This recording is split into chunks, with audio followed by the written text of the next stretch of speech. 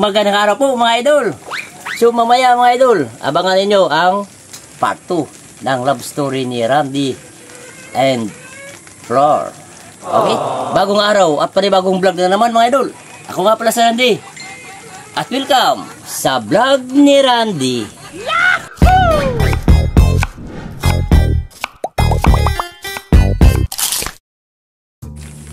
So ngayon mga idol, dahil nga pinagbigyan na kami ng panahon, 5 araw lang na uminit.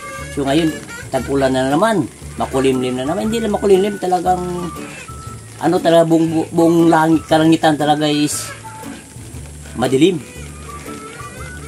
Ang lulutuin ko ngayon, tamang-tama to, timing talaga to sa malamig na panahon. Ang lulutuin ko is kamuti ubi na bulalo. Ito yung ating bulalo at ating mga ingredients.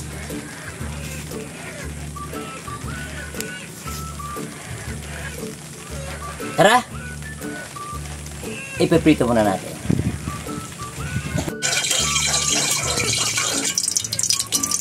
Ipiprito muna natin ng bahagya mga idol.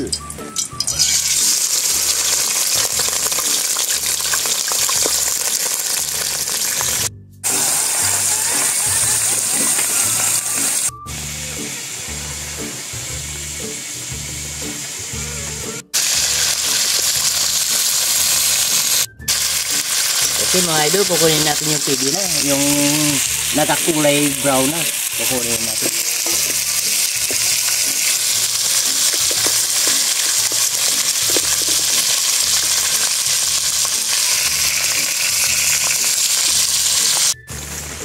Okay, pagkatapos natin ibahagyang prito, ibabalik na natin sa ating pressure cooker.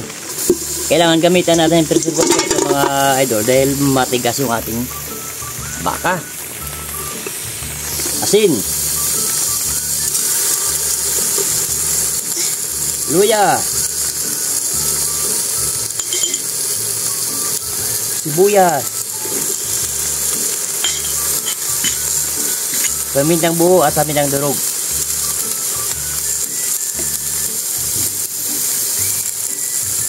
Sibuyas na dahon. At yung ating celery. Pasalamat tayo mga idol dahil nga binigyan tayo ng celery. So sabi ko sayang to walang bayad to, binigyan sa atin. So ihalo natin sa ating kamuti bulalo. At maglagay na tayo ng tubig.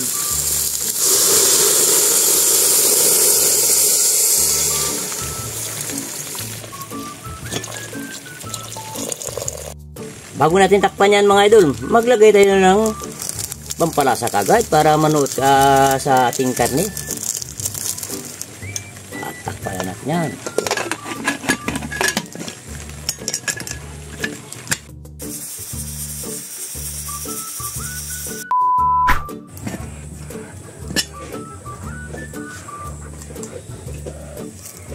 Wow, malambot na mga idol. Ililipat na natin sa kawali. Okay. Bunti doon yung sabaw. Kailangan pa tayo magdagdag na.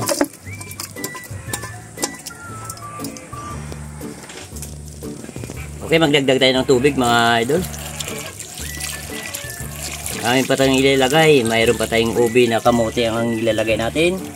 May mais na ubi din. At saka repolyo. So hintayin lang natin itong mga idol na kumulo. Saka tayo maglagay ng ating mga ingredients.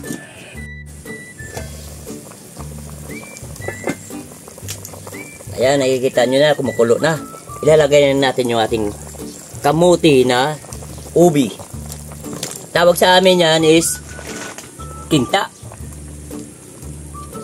At ito yung ating mais, kinta din. Magbabago mamaya yan yung kanyang sabaw. Kulay violet mamaya yung kanyang sabaw. So hintayin natin maluto yung ating mais at saka yung ating kamote. Saka natin ilagay ating repolyo.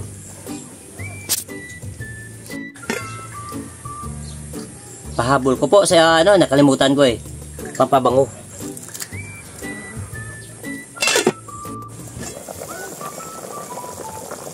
Wow! The best. Perfect.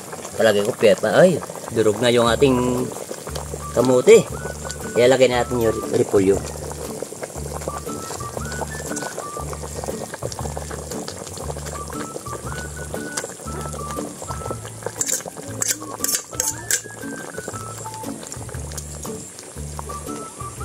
In 2 minutes, mga una ta.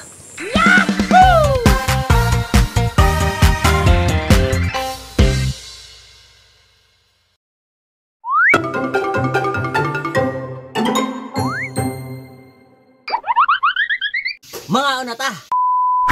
Okay mga idol, luto na yung ating kamuting ubi. Ubi la. Kung tawag sa amin yan, kinta. Oo. Okay. Kamuting ubi na bulalo. At may mais pa. Yung ating mais din. Ngayon lang ako nakarinig Parang ng kinta ganyan. din. Kamuti na, ubi pa. Okay, bago ang lahat, dasalan muna natin yung ating grasya.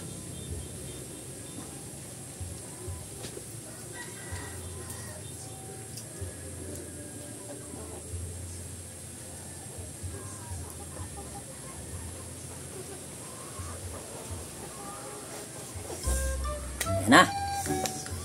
Oh. May parto tayo ngayon. Okay. Kuha na. Ladies first. Okay. Sige, start na pa tayo. Kain na pa tayo, Ito, mga idol. parang may laman dito kanina eh. Saan yun? Ay, Ito, yung laman. Yun. Kasi ayan ng buto-buto. ito na ako na. Lagyan ko ng sabaw. Yun sa bawah.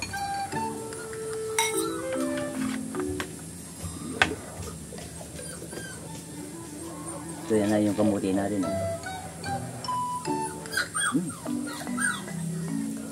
Alam nyo mga idol, yung lasa ng sabaw natin, malinamnam. Dahil yung hindi sa kamuti. At saka may kunting may kunting siliri.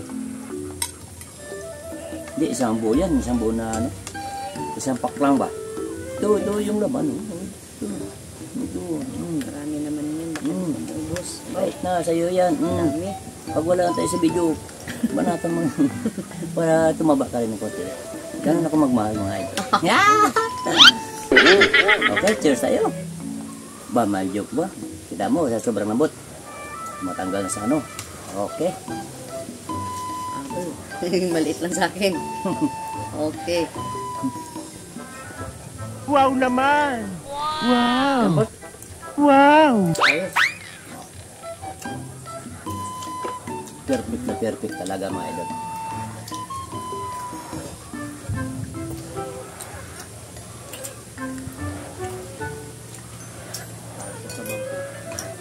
Subukan mo yung sabaw.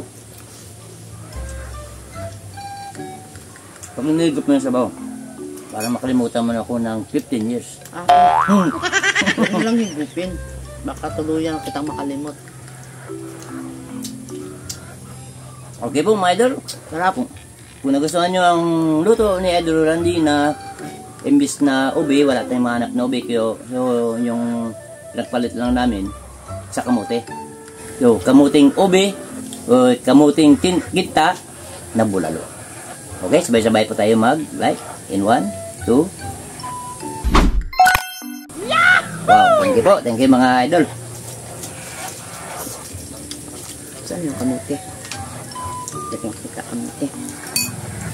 Yan yung mga idol, yung kulay na ng ano natin, kulay na ng sabaw. Yun.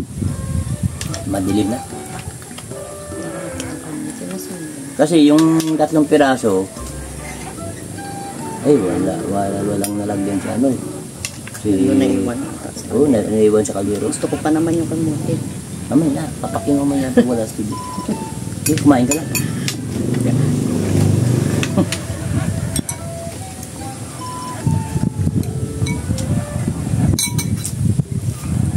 Ito ang gusto ko, ito paborito ko eh. Yan. Wow. Yun, lumabas na. Yung maro. Paborito ko talaga sa lahat.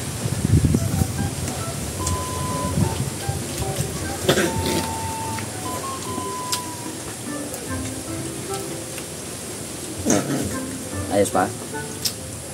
Ayos? Sarap na eh. Para maging ayos sa... Gusto ko yung masabaw. Para maging ayos sa Ano, viewers ayun. natin. Umpisa mo na yung part 2 natin. Ano? Ah. Hindi pa nga pala namin na ano yung part 2, no? Part 2 ng love story. And then, yun na nga, no, mga idol. Doon na tayo sa naging kami na. So, ang sumunod doon na part is yung mag-abroad si Idol Randy. Pumunta po siya ng ano, ng Palau Island. Republic of Palau. So, in short, nagkahiwalay po kami. At nung nandun po siya sa ano, sa abroad, nagka-lost communication po kami. Hindi pa kasi uso yung mga cellphone dati. Wala pa akong cellphone noon. Papunta ka pa ng RCBI, PLDT, di ba? So, ang nangyari, nung time na yon nagkasakit yung tatay niya at saka na confined sa Makati Med, dun sa Maynila. At saka hindi naka-survive. So, namatay nga yung tatay niya. So, pagdating doon sa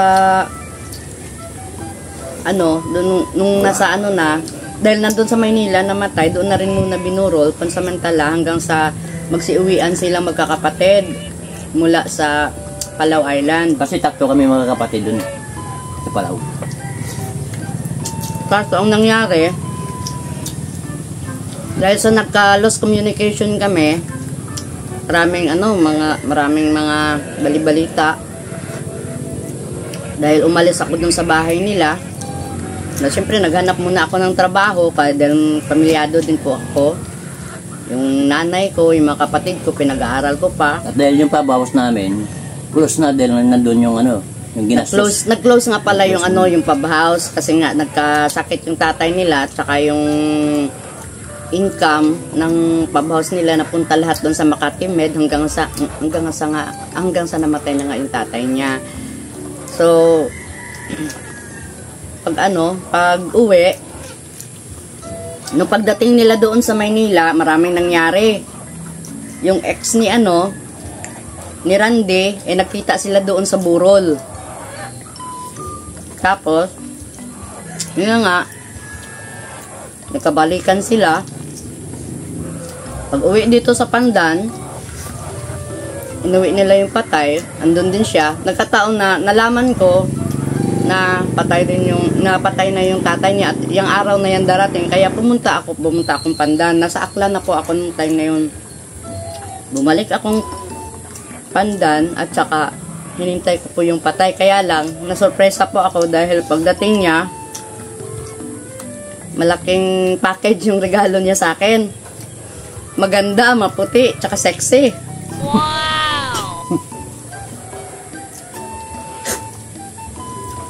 Nagulat ako. Pero, pa rin ako, yung tahimik lang. Makita ko siya, pupunta sana ako, sasalubungin ko Kaya lang, nung makita ko yung babae, bumalik na lang ako. At nung time na ng burol, maraming tao. Siya yung kasama niya. Kasama sila. Ako naman, iwas na lang din ako kasi kakahiya naman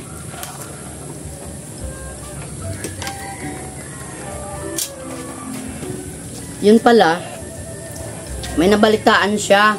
Mga issue. Sinulatan ako dun sa Palau.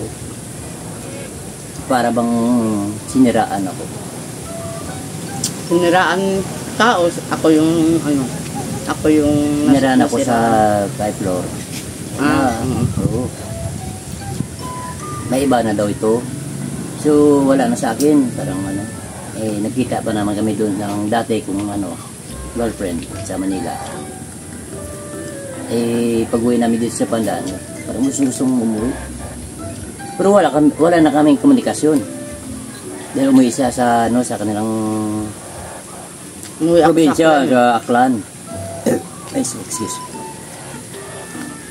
Dapat rin ako, pagdating ko, pagbaba ko ng sasakyan, nandun siya, uy, sabi ko ganun, patay. Eh, paano, eh, bit-bit ko yung ex ko. Sumama kasi. Sabi ko, patay, malaking gulo to. Sabi nga ng mano, sa lamay doon. Hindi lamay ang pinupunta ng mga tao, kundi kami ang inabangan. Tinitignan nila yung magandang babae. Oo, mistisa kasi yan.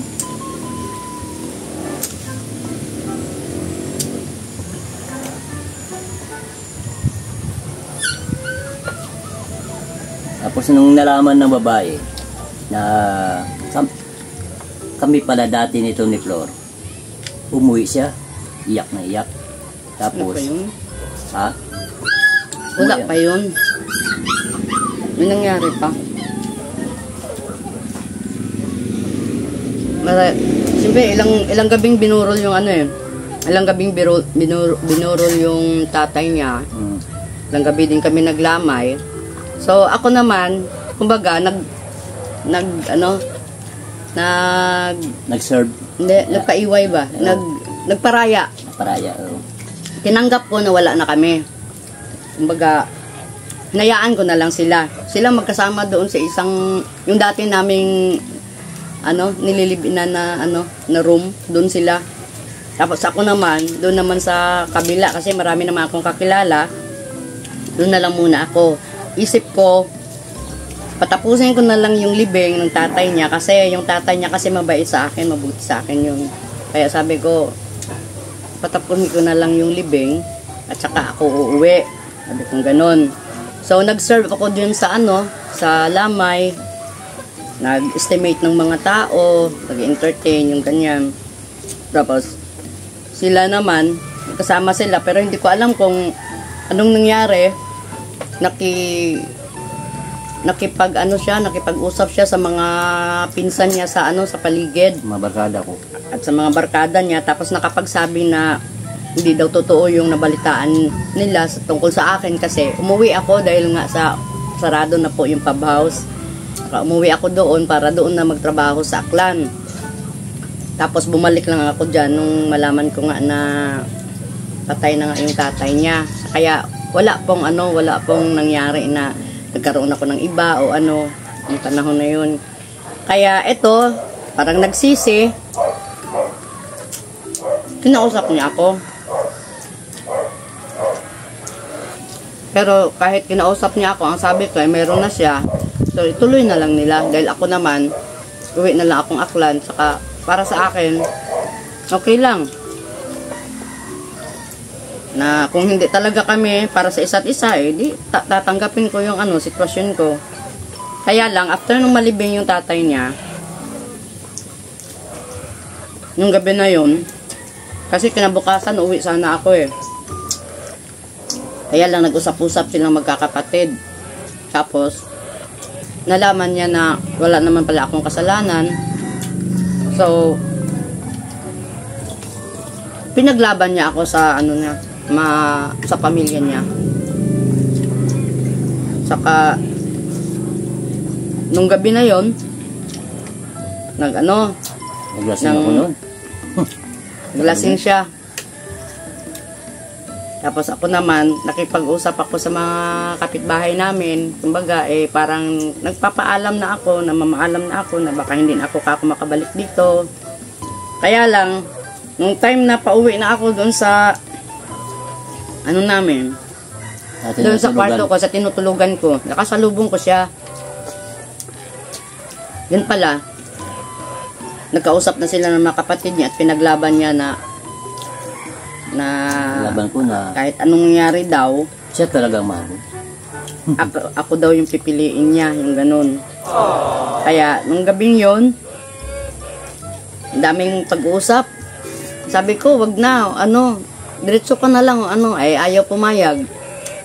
Hanggang sa nangyari yung di ko inaasahan na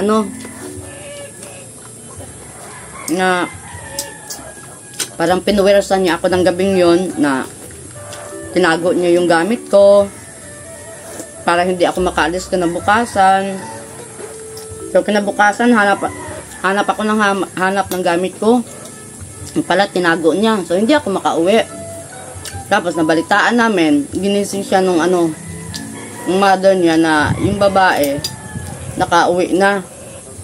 Ando na sa terminal. Tapos dala-dala yung passport niya. Kaya hinabol niya. Hinabol ko. Hindi ko na para makabalik ako sa abroad. Kaso, hindi niya nahabol. Wala. Kaya hindi nakabalik na abroad. dito na lang ako kay Flor nag-abroad.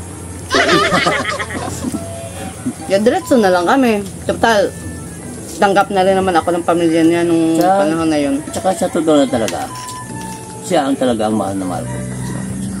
Sa dami kong girlfriend, iban ko kaya siya talaga. Maraming girlfriend dyan. Nung bago kami, may kapitbahay kami na girlfriend din niya. 3 pa yan sila. 2 lang yung alam ko. Tapos, na may naging classmate pa ako. Na girlfriend din pala niya. Hindi ko na nalaman.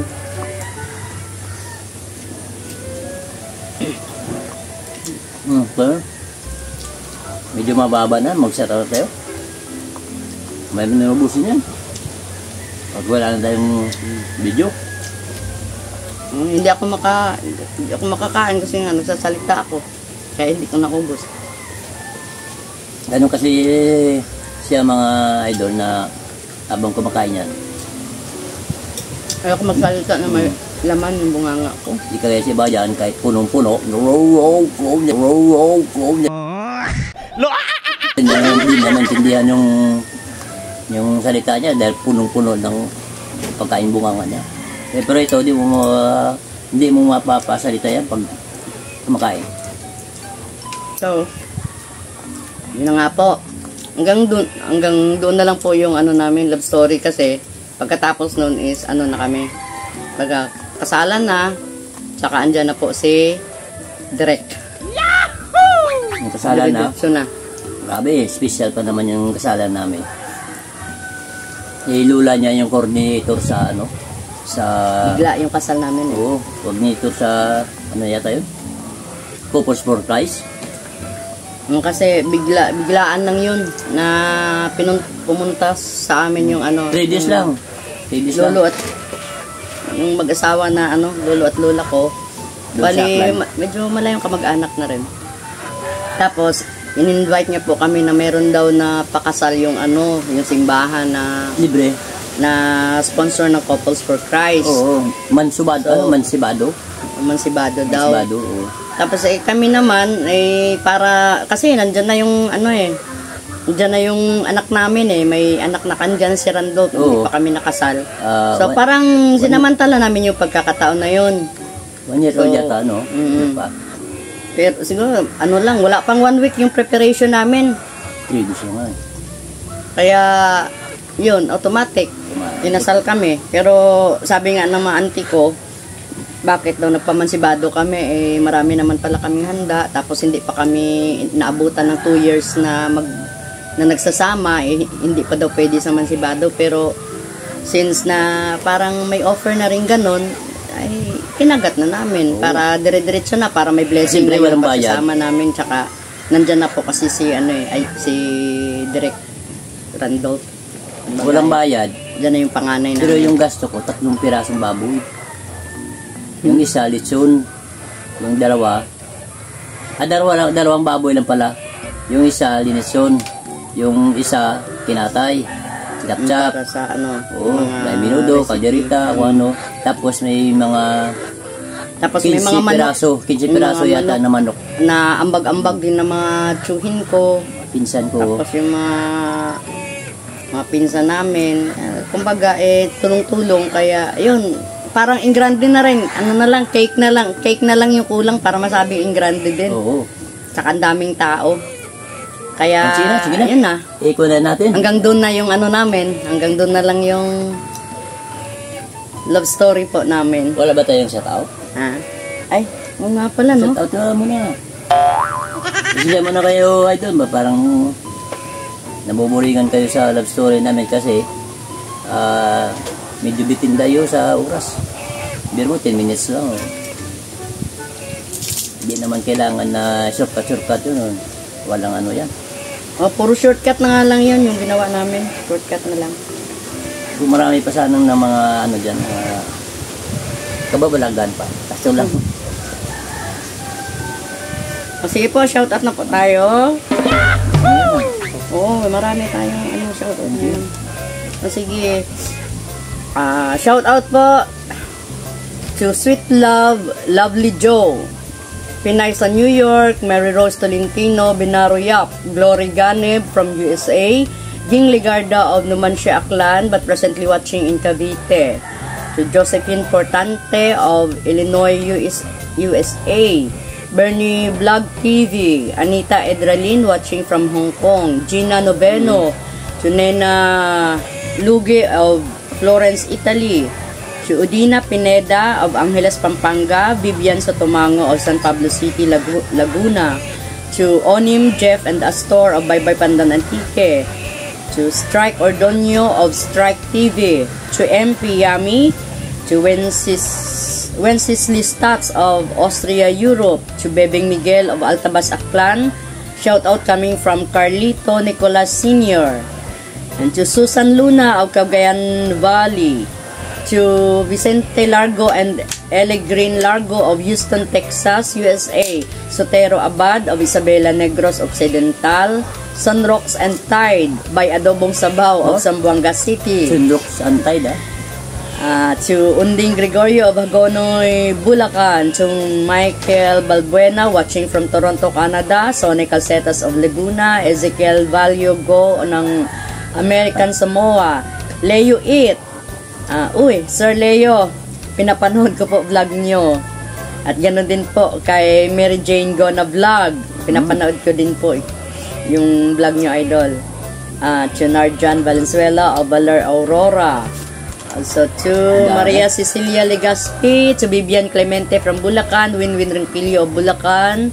Also to Arnold Rodilas, Christy Vegan, Lead Visos, and Miss Den of Kuwait, Doc Samiliano, to Seral Boys 23, Gilbert Mundia, Marley Chiba, Inday and Dandong, to Arvin Flores of Santa Cruz, Pinayozi or Alma Selfie, Jacob Bea of Edmonton, Canada, to Elizabeth Metier of Florida, USA, Reynaldo Tamundong, Mr. Arcel or Arnel Cruz watching from Los Angeles, California, to Jevi Villarmente, Maki, Banihag, Christine Alberio of Oman, to Christopher Ilagan of Tarlac City, Terry Anderson, our silent viewer from California, to Andrea Samiliano and Samiliano family of Aklan. So, yun lang po ngayon. Maraming salamat po sa mga nagpa-shoutout sa vlog ni Randy. Okay po. Okay. So, God bless po. At eto na. Cheers! Madulas Masibo kasi yung kamay.